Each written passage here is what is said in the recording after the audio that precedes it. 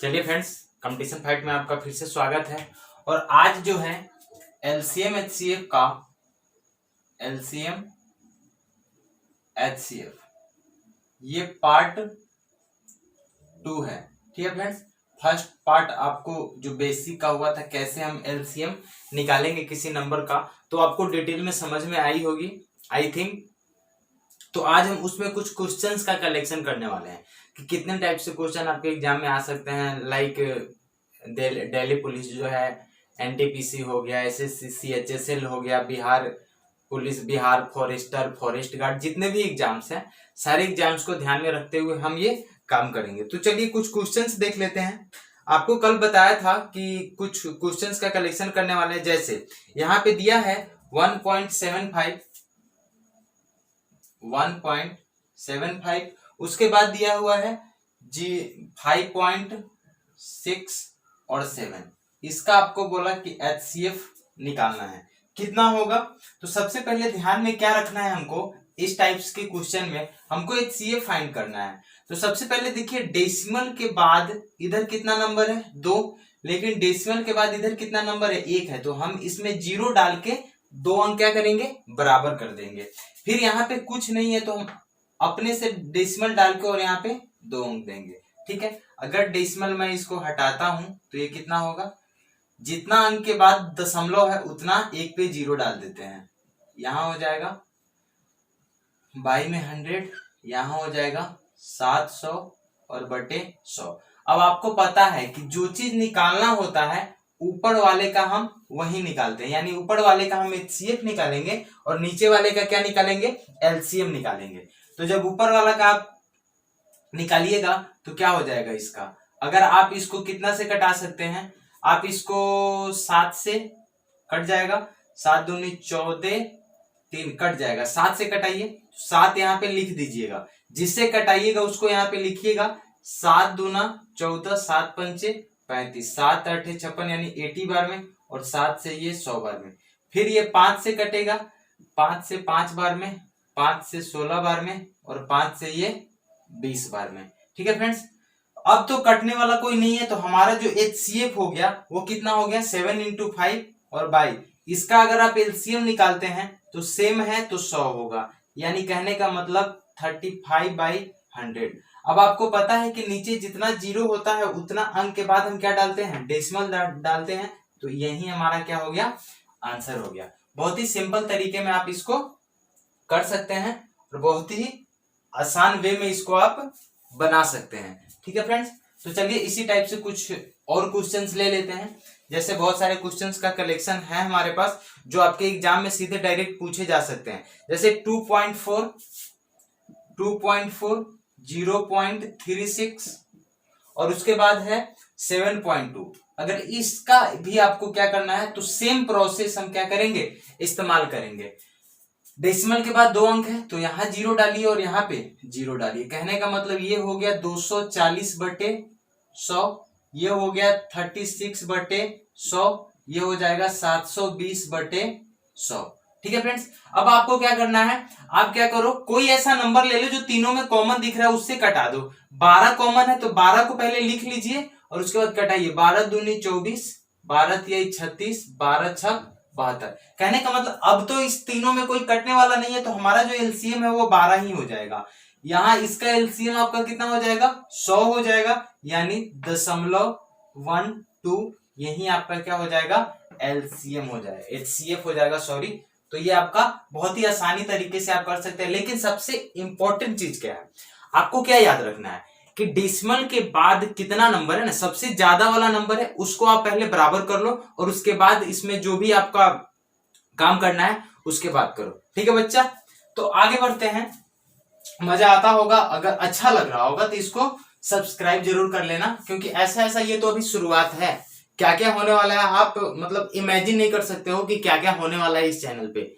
आपको मैं इस तरीके से पढ़ाऊंगा, इस तरीके से पढ़ा दूंगा कि आप मतलब मैथ में आप इतना जान जाओगे, मैथ और रीजनिंग चाहे जीएस हो, इतना जान जाओगे कि बगल वाला तुम्हारा हाथ नहीं पकड़ पाए। चलिए एक क्वेश्चन दिया हुआ है, 3 संख्याएं, देखिएगा ध्यान से, देखिएगा अब क्वेश्चन का चालू हो रहा है। 3 संख्याएं 1:2:3 में है। चलिए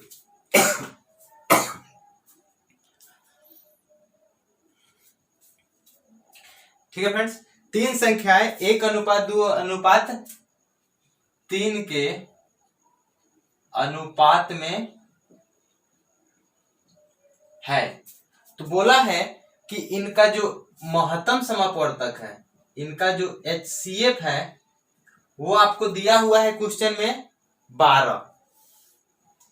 12 दिया हुआ है। तो बोल रहा है संख्याएं क्या होंगी, संख्याएं क्या होंगी, ये आपको निकालना है। अगर आपको इस टाइप से क्वेश्चन आ जाए तो विद इन सेकेंड में आप कैसे कर सकते हो, आप ऑप्शन देख के कैसे कर सकते हो, विद इन सेकेंड में कैसे कर सकते हो, तो मैं आपको उसी तरीके से बताऊंगा। आपको कुछ नहीं करना है, मैं तो समझा के पहले बताता हूं।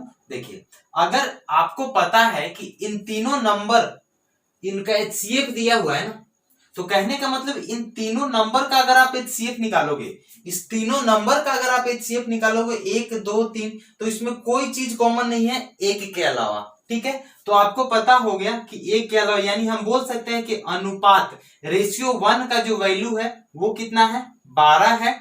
हमको तीनों संख्या निकालना है, तो अनुपात 2 का वैल्यू यानी ये 1 का 12 गुना है, तो इसका भी ये कितना होगा, 12 गुना होगा 24 होगा। अनुपात 3 का मान निकाल लीजिए, इसका भी ये 12 गुना यानी 36, यानी तीनों नंबर आपका क्या जो होगा 12 24 36 होगा।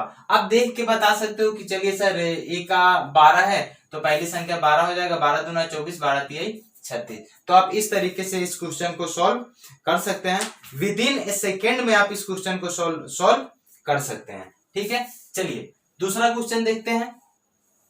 दिया हुआ है कि दो संख्याएं, यहां पे दो संख्याएं अब दिया हुआ है, क्या दिया हुआ है, दो संख्याएं जो है उनका अनुपात दिया हुआ है 5:6 के अनुपात में है, और इनका HCF जो है वो दिया हुआ है 4 दिया हुआ है। तो बोला है कि इनमें से इनका LCM कितना होगा, इनका LCM कितना होगा। तो एक बात बताइए, अगर इस टाइप से क्वेश्चन आ जाए तब हम किस प्रकार से सोचेंगे, हमको सोचना वही चीज है।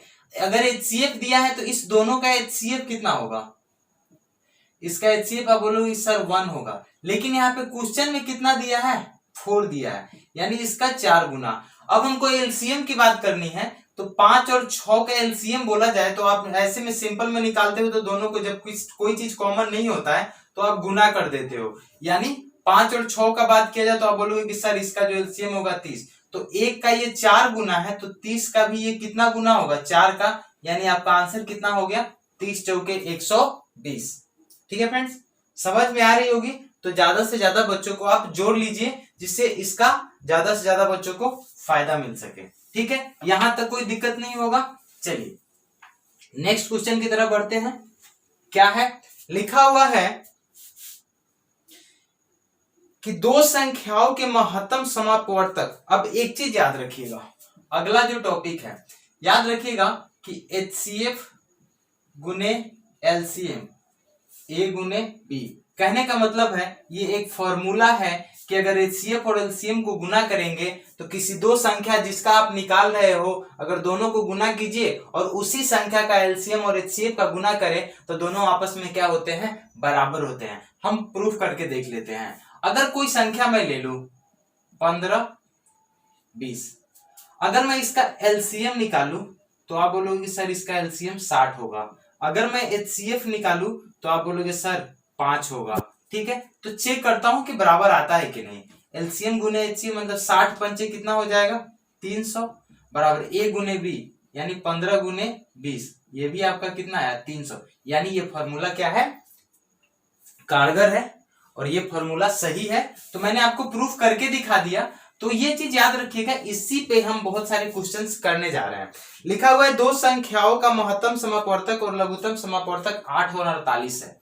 ठीक है, दिया हुआ है किसी का HCF और LCM। HCF दिया हुआ है 8 और ये दिया हुआ है 48। उसके बाद है कि एक संख्या उसमें से क्या है 24 है, तो बोला है कि दूसरी संख्या क्या होगी। आपको अभी फॉर्मूला बताया कि HCF गुने LCM और ये होता है दो संख्याओं के गुणनफल के बराबर होता है, यानी 8 गुने 48 और यहाँ पे हो जाएगा 24 गुने बी, यानी 24 से आप इसको कटाइएगा 2 बार में, यानी बी बराबर 8 दूना कितना हो जाएगा 16, यानी दूसरी संख्या जो निकल के आई वो कितना आ गया 16 आ गया।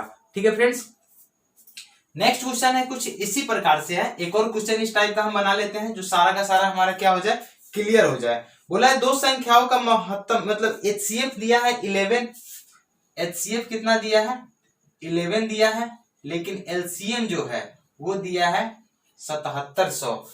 उसके बाद है इनमें से एक संख्या a बराबर 275 दिया है, तो बोला है कि दूसरी संख्या क्या होगी। अब एक बात बताइए, जब आप इसको रखिएगा HCF गुने LCM तो क्या होगा, बार बार फॉर्मूला लिखने की जरूरत नहीं है, आप इसको याद कर सकते हैं 275 इंटू बी।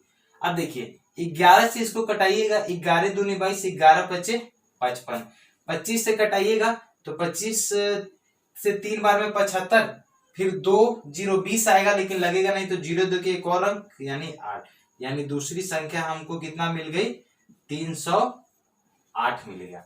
ठीक है फ्रेंड्स, कोई क्वेश्चन ऐसा नहीं होगा जो मैं आपको अपने फर्स्ट क्लास में आपको बताया था कि आपको कोई भी क्वेश्चन करने में विद इन 10 सेकेंड से ज्यादा लगता होगा।